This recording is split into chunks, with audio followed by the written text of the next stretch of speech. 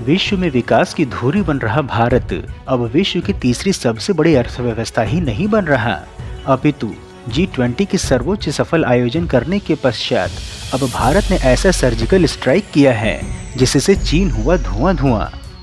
नमस्कार मित्रों, Indian SRJ परिवार में आप सभी का स्वागत है। भारतवर्ष में संचालित विकास परियोजनाओं की महत्वपूर्ण जानकारी प्रदान करने के क्रम में आज हम आपको एक ऐसी जानकारी देने वाले हैं जो आपको भारत के महाशक्ति बनने की छवि को और सुदृढ़ कर देगा।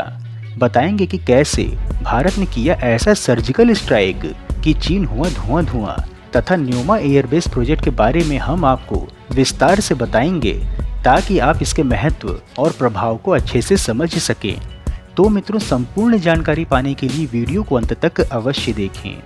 मित्रों, एक निवेदन है कि यदि वीडियो पसंद आए तो वीडियो को लाइक व शेयर अवश्य करें, और यदि चैनल पर नए हैं तो चैनल को सब्सक्राइब करके हमारे मनोबल में वृद्धि करें तथा बेल आइकन को ऑल पर सेट करना ना भूलें। चलिए वीडियो में आगे बढ़ते हैं।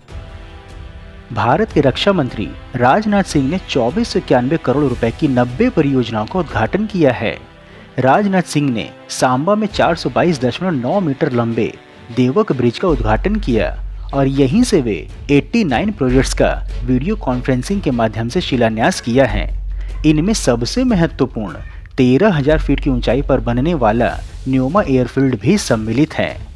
बता दें कि 218 करोड़ रुपए की लागत से बन रहे इस एयरफील्ड से फाइटर जेट उड़ान भर सकेंगे और उतर सकेंगे। विशेष बात यह है कि यह एयरफील्ड LAC से मात्र 50 किलोमीटर की दूरी पर स्थित है। BRO अर्थात बॉर्डर रोड ऑर्गेनाइजेशन पूर्वी लद्दाख के रणनीतिक न्योमा बेल्ट में इस एयरफील्ड का निर्माण करेगी। यह विश्व का सबसे ऊंचा एयरफील्ड होगा। इसके लिए 218 करोड़ रुपए अनुमानित लागत रखी गई है। यह रणनीतिक तौर पर अत्यंत महत्वपूर्ण माना जा रहा है क्योंकि इसके बनने से LAC के निकट तक फाइटर ऑपरेशन हो सकेंगे। इसके साथ ही यह लद्दाख में तीसरा फाइटर एयरबेस होगा।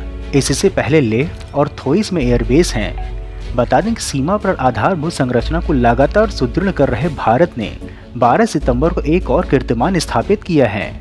रक्षा मंत्री राजनाथ सिंह ने जम्मू कश्मीर के सांबा जिले के देवक पुल से 2900 करोड़ रुपए से अधिक की BRO की 90 परियोजनाओं का शुभारंभ किया है।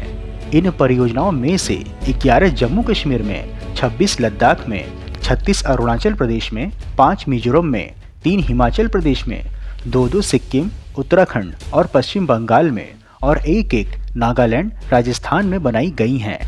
2021 में भी 2,229 करोड़ रुपए की लागत से 102 BRO आधारभूत संरचना की परियोजनाएं राष्ट्र को समर्पित की गई थीं।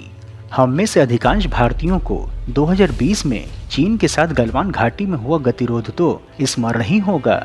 उस समय हमने चीन को पीटने में सफलता इसलिए पाई क्योंकि यह न्योमा सैनिकों और रसद की आवाजाही के लिए बेहद महत्वपूर्ण सिद्ध हुआ था।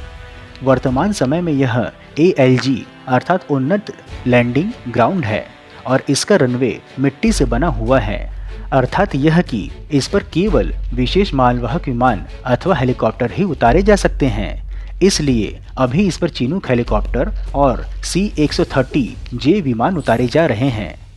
218 करोड़ रुपए की लागत से बनने वाला रनवे जब नया बनकर के तैयार हो जाएगा तो बड़े बड़े परिवहन और मालवाहक विमान भी न्योमा से ही संचालित हो सकेंगे।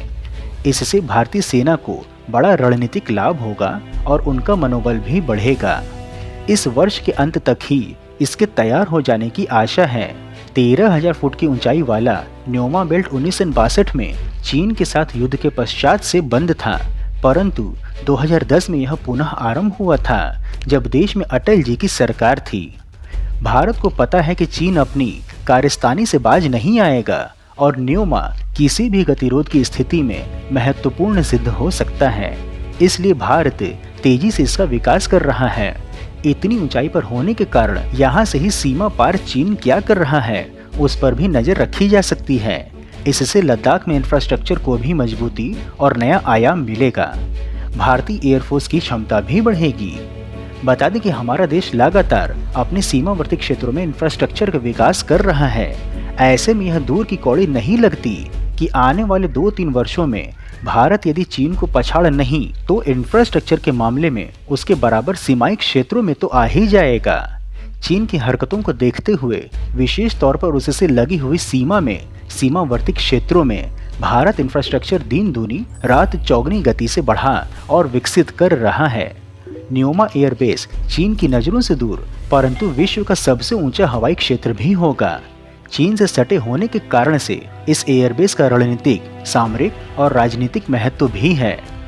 बता दें कि वर्तमान की केंद्र सरकार LAC अर्थात वास्तविक नियंत्रण रेखा के लगभग 3500 किलोमीटर के क्षेत्र को विकसित करने के लिए अत्यंत तीव्रता से कार्य कर रही है।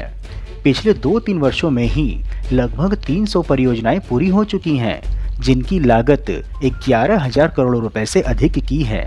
इनके माध्यम से हम लद्दाख और अरुणाचल प्रदेश में बहुत तेजी से आगे बढ़ रहे हैं।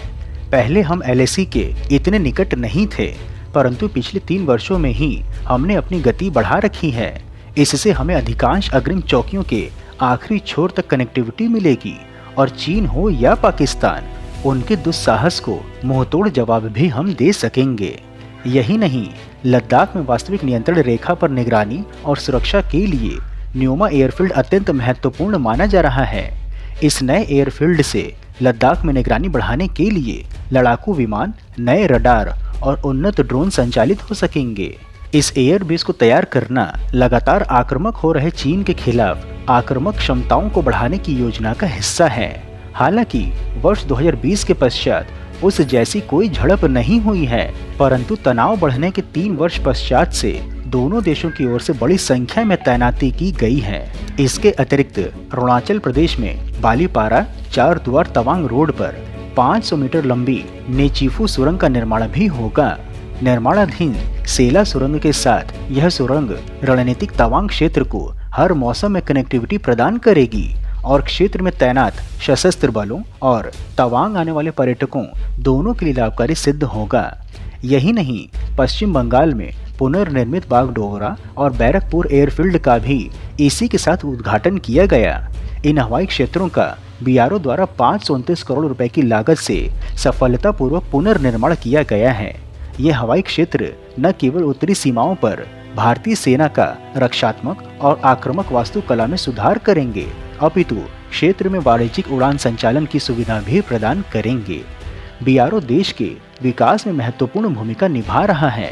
BRO ने पिछले 2 वर्षों में 5,100 करोड़ रुपए के अधिक की लागत से रिकॉर्ड 205 आधारभूत परियोजनाएं देश को सौंपी हैं।